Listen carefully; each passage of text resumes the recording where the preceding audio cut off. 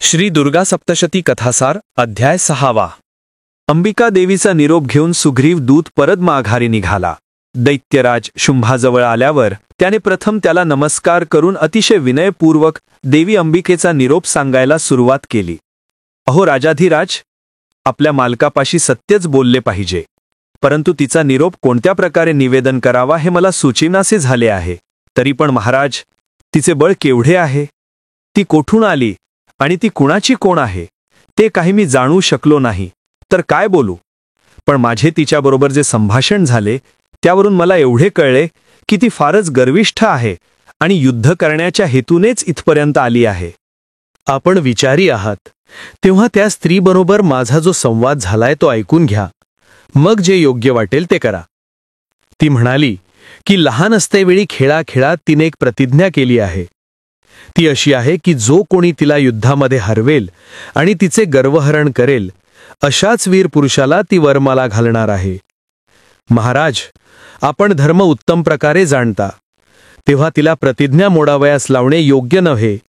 याकरिता युद्ध करूनच तिला वश करा. ती युद्धासाठी शस्त्रास्त्रांनी सज्ज होऊन सिंहावर बसून आली आहे आणि तिचा स्वभावसुद्धा हट्टी वाटलाय. तेव्हा काय करायचे ते ठरवा. अशा प्रकारे सुग्रीवदूताने अंबिका देवीचा निरोप दैत्यराज शुंभाला सांगितला.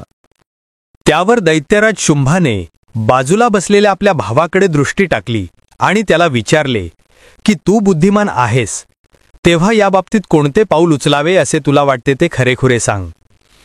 ती एकाकी असणारी स्त्री युद्धासाठी बोलावती आहे, तर मी स्वतः जावे की तू सैन्य घेऊन जातोस?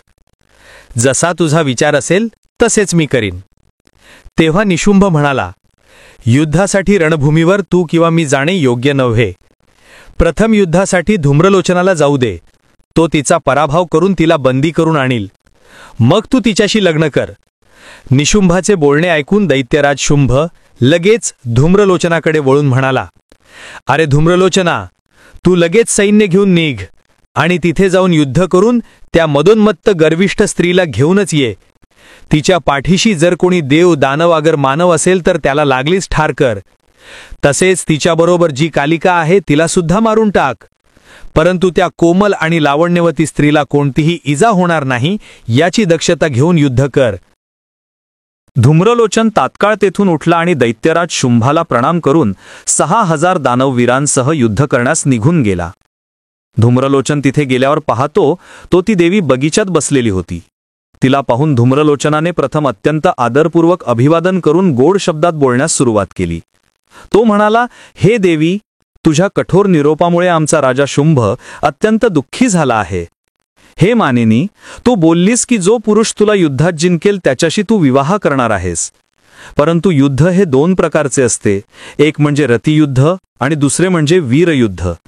या दोन्ही युद्धामध्ये तुझ्यासाठी रतियुद्धच सुखदायक ठरेल. राजा शुंभाने या बाबतीतला जाणकार म्हणून मला सैन्यासह पाठवले आहे. दैत्यराज शुंभाने देवांचा अभिमान चूर्ण केला आहे आणि तो तिन्ही जगाचा स्वामी बनला आहे. तू जर त्याच्याशी विवाह केलास तर त्याची प्रिय अशी पटराणी बनून अनेक प्रकारची सुखे भोगशील. तेव्हा तू माझे ऐक आणि आमच्या राजाशी रणभूमीवरचे युद्ध न करता त्याच्याशी विवाह करून रतियुद्ध कर. धूम्रलोचनाचे म्हणणे ऐकून घेतल्यानंतर कालिका देवी खदखदा हसू लागली व म्हणाली, अरे मूर्खा, तुला वाटत असेल की गोड बोलून तू आपले कार्य साधून घेशील, पण हा तुझा निव्वळ भ्रम आहे. तू जर खराच शूर असशील आणि त्या दुष्ट राजाच्या सांगण्यावरून सैन्य घेऊन इथे आला असशील तर लगेचच युद्धाला तयार हो. ही देवी तुला आणि शुंभ व निशुंभाला सेनापतीसह बाणांनी मारूनच परत जाणार आहे. असे कालिकेचे शब्द ऐकून धूम्रलोचन प्रचंड संतापला. त्याचे डोळे रागाने लालबुंद झाले आणि तो म्हणाला, हे काळ्या कुट्ट स्त्रिये, आज तुला आणि या गुरगुरणाऱ्या सिंहाला मी मारेन आणि या सुंदरीला राजाकडे घेऊनच जाईन. तेव्हा कालिका देवी त्याला बोलू लागली, अरे मूर्खा, उगीच कशासाठी या बढाया मारतो आहेस? अरे धनुर्धारी वीरांचा हा धर्म नव्हे. तू तुझ्या सामर्थ्यावर बाण चालव, म्हणजे आत्ताच तुला यमाकडे पोहोचवते. कालिकेच्या शब्दांमुळे धूम्रलोचन चौताळला. त्याने धनुष्यबाण उचलून डोळ्यांची पापणी लवते न लवते तोच धारदार अशा बाणांचा तिच्यावर पाऊस पाडला. त्यावेळी इंद्र आदी देवांनी आकाशातून कालिका मातेचा जय जयकार केला. त्यानंतर त्या दोघांमध्ये भीषण युद्ध सुरू झाले. प्रथम कालिका मातेने धूम्रलोचनाच्या रथाला जंपलेली खेचरे मारून त्याचा रथही तोडून टाकला आणि ती कालिका माता विक्राळ हास्य करू लागली. त्यानंतर धूम्रलोचन लगेच दुसऱ्या रथात चढला आणि तिच्यावर बाण सोडू लागला, परंतु कालिका मातेने ते सर्व बाण तोडून टाकले आणि तो दुसरा रथही तोडून टाकला. रथाला जोडलेली गाढवे आणि सारथी सुद्धा कालिका मातेने मारून टाकली. शिवाय धूम्रलोचनाचा धनुष्य देखील तोडून टाकला आणि मोठ्याने एक आरोळी ठोकली. त्या समयी देवांचा आनंद गगनात मावेनासा झाला. हे पाहून धूम्रलोचनाने एक भला मोठा परिघ उचलला आणि दुसरा एका रथावर चढला आणि कालिका मातेला म्हणाला, हे कुरूप स्त्रिये, आता तुला मारूनच टाकतो. असे बोलून परिघ हातात घेऊन तो देवीवर चाल करून गेला. तेव्हा देवीने हूं असा हुंकार भरून त्याला भस्म करून टाकले. ते अघटित दृश्य पाहून सर्व दानव सैन्याची घाबरगुंडी उडाली आणि ते परत माघारी पळू लागले. धूम्रलोचन जळाला असे पाहताच सर्व देवदेवतांनी आनंदाने कालिका मातेवर फुले उधळली. त्यानंतर अंबिका मातेने दूर जाऊन खूपच मोठ्याने शंखनाद केला. तो आवाज ऐकून दैत्यराज शुंभ राजवाड्याच्या बाहेर आला आणि त्याला असे दिसले की राक्षस सैन्य रणांगण सोडून धावत पळत माघारी येत आहे. कुणाचे शरीर रक्ताने भरलेले, तर कुणाचे हातपाय तुटलेले, कुणाचे डोळे फुटलेले, तर कुणाची मान लोंबकळत आहे, तर कुणाच्या शरीरात अगणित बाण घुसले होते आणि ते सर्वजण रडत ओरडत होते. तेव्हा दैत्यराज शुंभाने एका सैनिकाला विचारले की धूम्रलोचन कुठे आहे आणि तुम्ही मैदान सोडून का आलात? त्या स्त्रीला का आणली नाही? आणि हा भयंकर शंखनाद कोण करत आहे?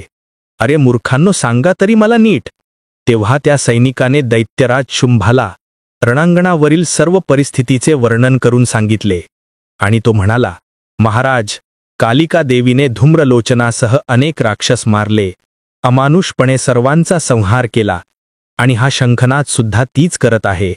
ती जगदंबा सैन्याशिवाय तुमच्याशी युद्ध करावे या हेतूने एकटीच आली आहे, याचेच आम्हाला नवल वाटून राहिले आहे. त्या सैनिकाचे बोलणे ऐकल्यानंतर दैत्यराज शुंभाने आपल्या लहान भावाला विचारले, हे बंधो, एकट्या कालिकेने हजारो सैन्यानिशी घेलेल्या धूम्रलोचनाला ठार केले आहे आणि उरले सुरले सैन्य पळून माघारी आले आहे आणि तिकडे ती विजयाच्या आनंदाने शंखनाद करीत आहे. तर आता आपण काय केले पाहिजे? कारण एवढा पराभव झाल्यामुळे ती अंबिका भोगावयास मिळेल ही आशा व्यर्थ आहे. तर आता इथून पळून जावे की युद्ध करावे ते तू सांग. तेव्हा शुंभाचे सर्व बोलणे ऐकून निशुंभ म्हणाला, अरे बंधो, आता पळून जाणे अगर दुर्गम ठिकाणी जाऊन लपणे हे योग्य नव्हे. उलट युद्ध करणे हेच श्रेयस्कर ठरेल. मी स्वतः मोठ्या मोठ्या वीरांना घेऊन सैन्यासह जाईन आणि त्या अबलेचा नाश करूनच येईन. आणि समज माझे काही बरे वाईट झाले तर मग खोलवर विचार कर आणि जे करायचे ते कर. त्यावर शुंभ म्हणाला, तू सध्या तिथे जाऊ नकोस, इथेच थांब. मला असे वाटते आपण आधी चंड आणि मुंड ह्या दोघांना युद्ध करायला पाठवू. कारण मला असे वाटते सशाला पकडण्याकरिता हत्तीला जाण्याची गरज नाही. हे दोघे चंड आणि मुंड तिचा वध करण्यास पुरेसे आहेत. मग तो दैत्यराज शुंभ समोर उभ्या असलेल्या वीरश्रेष्ठ चंड व मुंड यांना बोलला की अरे चंड आणि मुंड, तुम्ही दोघे आता त्या निर्लज्ज आणि उद्दाम स्त्रीला मारण्यासाठी सैन्यासह निघा आणि त्या पिंगलनयिनी कालिकेला युद्धात मारून अंबिकेला उचला आणि लवकर परत या. आणि जर ती गर्विष्ठ अंबिका आवरत नसेल तर बाणांनी तिला सुद्धा खुशाळ मारून टाका. श्री दुर्गा सप्तशती कथासार अध्याय 6 समाप्त. व्हिडिओ आवडल्यास व्हिडिओला लाईक, शेअर, कॉमेंट आणि सबस्क्राईब करा. शेजारील बेल आयकॉनचे बटन प्रेस करा म्हणजे तुम्हाला माझ्या येणाऱ्या नवीन व्हिडिओचे सर्व नोटिफिकेशन मिळेल. व्हिडिओ बघितल्याबद्दल धन्यवाद.